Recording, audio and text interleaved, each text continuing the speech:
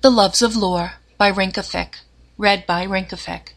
Fandom, Stargate Atlantis, AU. Series, this is a snippet from my Goddess verse. Character, Lore, also known as Evan Lorne. Rating, PG-13. Orientation, / Word count, 628. Notey notes I made at the time. I am a terrible, evil writer who does bad things to prompts. This is my muse Dingo's fault entirely. Prompt, Kink Bingo Phil, Vanilla Kink. Lore knew exactly when it had started. It had been back when he was serving on a ship with Cortez. One of the trade goods the conquistador got from the natives was an aromatic pod that smelled absolutely heavenly. And Lore should know about heavenly, being a god of order and all. Well, a minor godling, but still. Those pods came to be known as vanilla. Vanilla tasted good. It was one of Lore's favorite things to have in his mouth, after chocolate, which came later, and cock, which came first. When the choice of ice cream came down to chocolate or vanilla, it was always a conundrum for Lore, but it was centuries before that choice became one frequently poised to him. It was the scent of vanilla that made Lore's knees go weak. It had made his knees go weak since the first time he inhaled it, on the hands of the cook's assistant on the ship, who had been grinding and working the dried fruit pods into a pasty dough. Lore was the first to admit that he had quite a thing for that black-haired, green-eyed little cook's assistant. He would have stayed years longer in that particular seaman persona, just to be near the lovely Alfonso.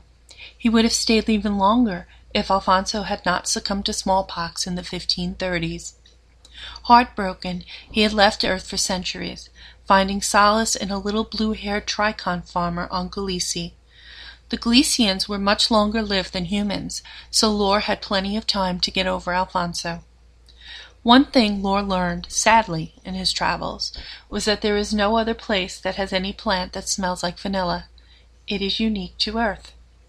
Eventually he decided to go back to Earth, to see if any other beings of order or chaos were around.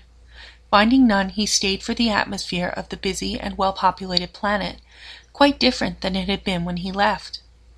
It was not long before he got a whiff of vanilla, and everything came flooding back to him. He thought he was over Alfonso. It had taken centuries for the scent of vanilla to not send him into a deep funk.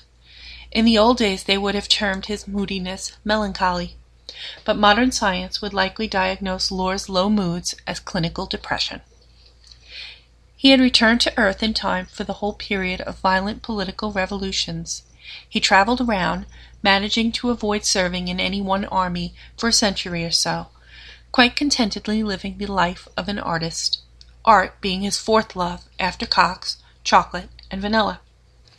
It became a fact of Lore's life. The scent of vanilla had always, and would always, make him randy. When Lore first met Dr. David Parrish, he had been charmed by the man. Months later, Major Lorne walked into a wall on the day his botanist showed up for an away mission, smelling like he'd been rolling in a pile of vanilla. Technically, David had. He'd been busy grinding pods he'd grown and dried himself in the greenhouse on Atlantis. It was all over. Charmed went to infatuated, and infatuated gave way to feelings Lore had not had since Alfonso. He now likes vanilla more than chocolate, because vanilla reminds him of David. And Lore really loves Earth now. Earth has shops that sell candles and air sprays and soaps and shower gels that are all vanilla-scented. And lube.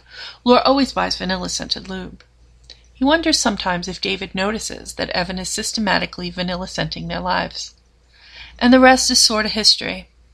Lore has a new list of loves. It goes David Parrish, botanist, his botanist cock, cocks in general, vanilla, and chocolate. The end.